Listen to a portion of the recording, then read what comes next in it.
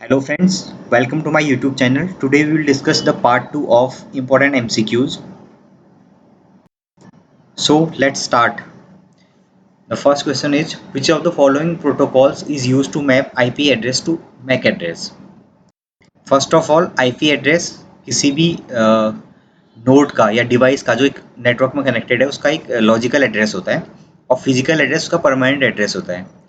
जो IP address होता है वो चेंज होते रहता है डिपेंडिंग अपॉन कि कब हमने उसमें इंटरनेट से कनेक्ट किया है उसे, तो डायनेमिकली वो अलग अलग IP addresses based on our ISP वो चेंज होते रहते हैं। बट जो मैक एड्रेस या फिजिकल एड्रेस है वो हमारा सेम उस डिवाइस का सेम रहता है। वो जो उसका नेटवर्क इंटरफेस कार्ड होता है उसमें इनबिल्ट होता है, तो उसको हम चेंज नहीं कर सकते। तो कभी अगर ऐसी बात आती है कि आईपी एड्रेस से मैक एड्रेस कैसे फाइंड करना है, तो कौन सा प्रोटोकॉल यूज किया जाएगा? तो इसका सही आंसर होगा ARP, एड्रेस रेजोल्यूशन प्रोटोकॉल।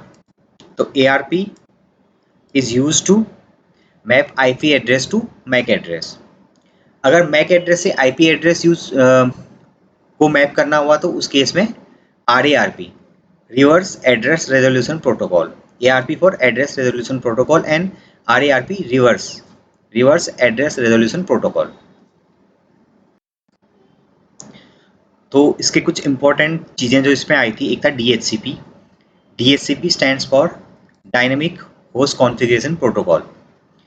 ये क्या करता है, जो भी होस्ट है उसको डायनेमिकली आईपी एड्रेसेस असाइन करता है। आईपी एड्रेसेस और जो उसका गेटवे है, नेटवर्क मास्क है, ये असाइन करता है डायनेमिक होस्ट कॉन्फ़िगरेशन प्रोटोकॉल। तो एक DHCP एक सर्वर होता है जिसके थ्रू जो डिवाइसेस कनेक्ट होंगी वो रिक्वेस्ट भेजेंगी DHCP सर्वर पे और उनको एक आईपी एड्रेस असाइन हो जाएगा। इसमें जो DHCP प्रोटोकॉल है वो एप्लीकेशन लेयर पे काम करता है। बाकी IP address, IP protocol, ARP and RARP work at network layer.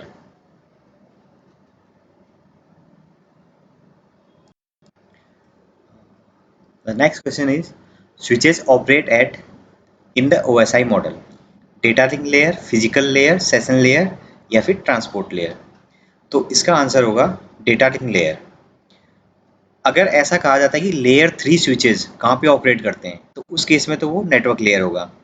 But simply switches लिखा हुआ है या नेटवर्क स्विचेज लिखा हुआ है तो वो डेटा लिंक लेयर में काम करता है। इसको लेयर 2 स्विच भी बोलते हैं। इसके अलावा जो लेयर 3 स्विच होगा वो नेटवर्क लेयर पे ऑपरेट करता है। तो ये चीज़ ध्यान रखनी है कि पूछा क्या गया है। लेयर 2 अगर बाय डिफ़ॉल्ट स्विच बोला है तो वो लेयर 2 स्विच है। अगर उसको स्पेशली बोला है कि लेयर 3 स्विच है तो उस केस में वो नेटवर्क लेयर उसका आंसर होगा। बट इस केस में इसका आंसर होगा data link layer.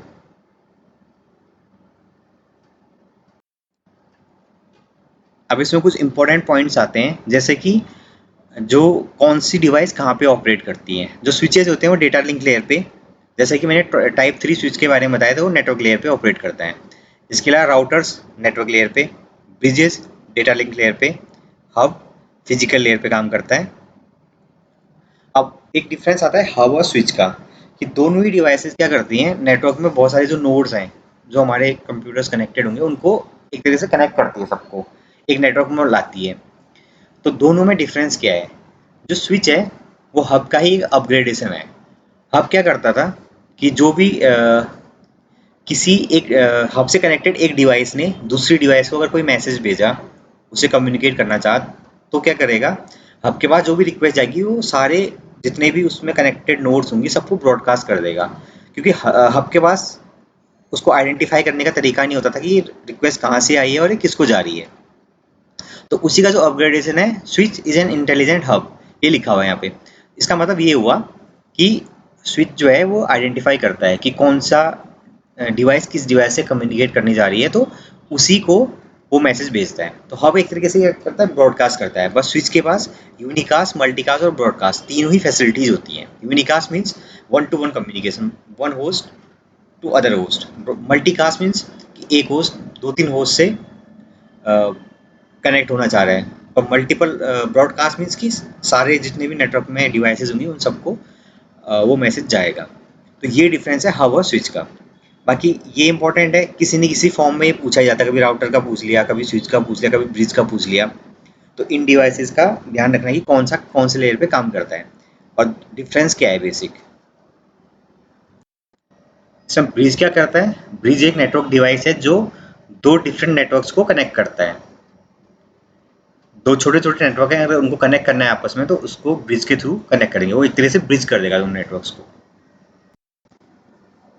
Next question है which of the following is a class C IP address. तो इससे पहले कि हम इसका आंसर दें, मैं आपको एक जो क्लासफुल आईपी एड्रेसेस थे जो पहले यूज़ की जाती थी ये सिस्टम, उसमें 5 कैटेगरीज में डिवाइडेड था। क्लास ए टू ई, ये 5 कैटेगरीज थी जो आईपी एड्रेसेस का डिवीजन रहता था। तो ये क्वेश्चन बार बार आता है, दिखने में बहुत सिंपल है बट एग्जाम के टाइम पे काफ़ी कंफ्यूजन पैदा हो जाता है कि एक क्लास बी का है कि सी का है कि ए का है।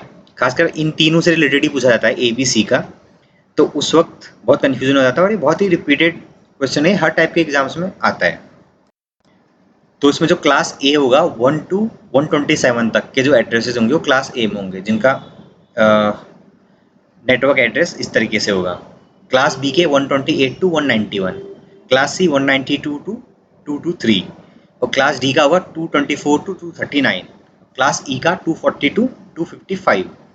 तो ये बेसिक चीज़ याद रखनी है। इसके अंदर और बहुत सारी डिटेल्स होती हैं इसमें कि नेटवर्क मास्क होता है, नेटवर्क आईडी, होस्ट आईडी, ये बहुत सारी चीज़ें होती हैं। जैसे क्लास ए में पहला जो ऑक्टेट होता है वो नेटवर्क आईडी को डिफाइन करता है और बाकी जो 3 होते हैं वो होस्ट आईडी।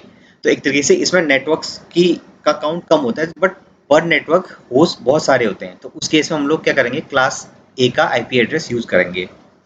तो इसमें बहुत सारी चीज़ें होती है कि रिजर्व एड्रेस है, ब्रॉडकास्ट एड्रेस है, उसको हम यूज़ नहीं कर सकते हैं।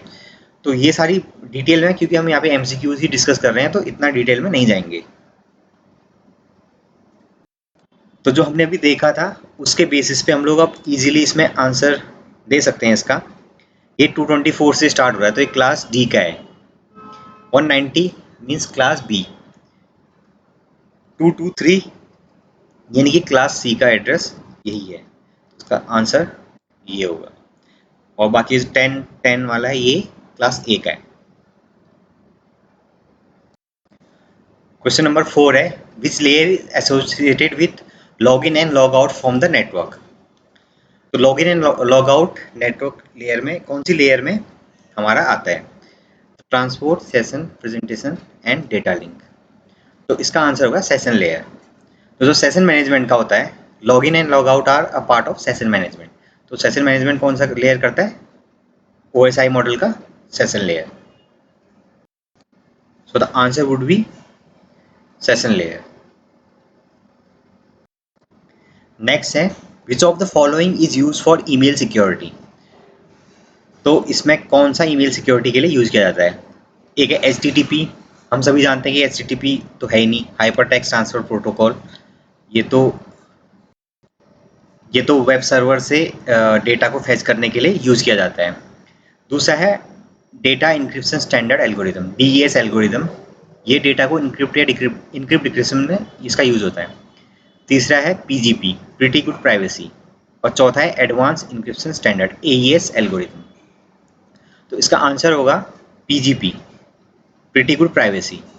तो इसका अभी इतना डिटेल में मैं बता नहीं रहा, इसमें बहुत सारी चीज़ें हैं जैसे कि पहले एक माइम आया था, मल्टीपर्पज़ इंटरनेट मेल एक्सटेंशन। फिर उसका सिक्योर वर्जन आया था एस माइम, जो कि जिससे हमारा ईमेल सिक्योर रहती थी। तो उसी का एडवांस वर्जन आया था PGP, pretty good privacy. Philip Zimmermann करके एक बंदा था, उसने ये चीज़ इम्प्लीमेंट, उसने ये सबसे पहले ये बनाया था ये प्रोटोकॉल। फिलिप जिमरमैन आपको याद रखना है। नेक्स्ट है XML validated against is a valid XML. तो वैलिड एक्सएमएल किसके अगेंस्ट वैलिडेटेड एक्सएमएल को हम लोग बोलेंगे। तो इसमें है element, parser, CFG and DTD. CFG पता है, कंटेक्स्ट फ्री ग्रामर, ये कंपाइलर में यूज होता है ज़्यादातर। पार्सर भी उसी में होता है। एलिमेंट तो कोई भी एचटीएमएल का एलिमेंट हो सकता है, एक्सएमएल का एलिमेंट हो सकता है। तो इसका आंसर होगा DTD. DTD stands for document type definition. क्योंकि एक्सएमएल में क्या था कि सब लोग अपने अपने हिसाब से लिख सकते थे, तो इसको एक तरीके से DTD के थ्रू थोड़ा स्टैंडर्डाइज करने की कोशिश की गई। तो जो भी XML डॉक्यूमेंट DTD के अगेंस्ट वैलिडेटेड होगा उसको हम लोग वैलिड XML बोलेंगे।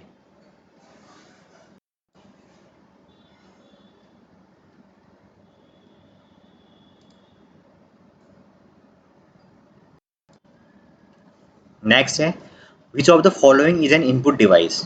इनमें से इनपुट डिवाइस कौन सा है? Plotter, scanner, VDU and deskjet printer. तो plotter, scanner, VDU stands for visual display unit. तो विजुअल डिस्प्ले यूनिट का मतलब है कि कोई भी कंप्यूटर में कुछ चीज़ हम उसके थ्रू दिखा रहे हैं स्क्रीन में। Video is a kind of screen. तो ये तो इनपुट डिवाइस हो नहीं सकता क्योंकि ये आउटपुट दे रहा है। डेस्कजेट प्रिंटर ये एक तरीके से इंकजेट प्रिंटर ही है, बट HP के जो प्रिंटर होते हैं उनका क्लासिफिकेशन ऐसे रहता है कि डेस्कजेट प्रिंटर। तो प्रिंटर भी एक आउटपुट डिवाइस है। इसके अलावा स्कैनर है और प्लॉटर है। प्लॉटर क्या होता है? प्लॉटर एक तरीके से एक आउटपुट डिवाइस है जो कि ड्रॉ करता है। जो भी कंप्यूटर में हम लोग चीज़ें उसके थ्रू ड्रॉ करवाना चाहते हैं वो उसको ड्रॉ करेगा, प्लॉट करेगा किसी पेपर पे, या फिर जो आजकल 3D प्रिंटिंग होती है तो उसमें ये जो शेप्स वगैरह जो बनवाने होते हैं 3D प्रिंटर के थ्रू उसको प्रिंट करता है उस फॉर्म पे या फिर जिससे हम लोग वो प्रोडक्ट बना रहे होते हैं। तो इसका सही आंसर क्या होगा? स्कैनर। स्कैनर क्या करता है? किसी भी चीज़ को स्कैन करके, जो भी हम उसको डॉक्यूमेंट दे रहे हैं, इमेज दे रहे हैं, उसको स्कैन करके कंप्यूटर को एज एन इनपुट पास कर रहा है। तो इस तरीके से ये इनपुट डिवाइस है।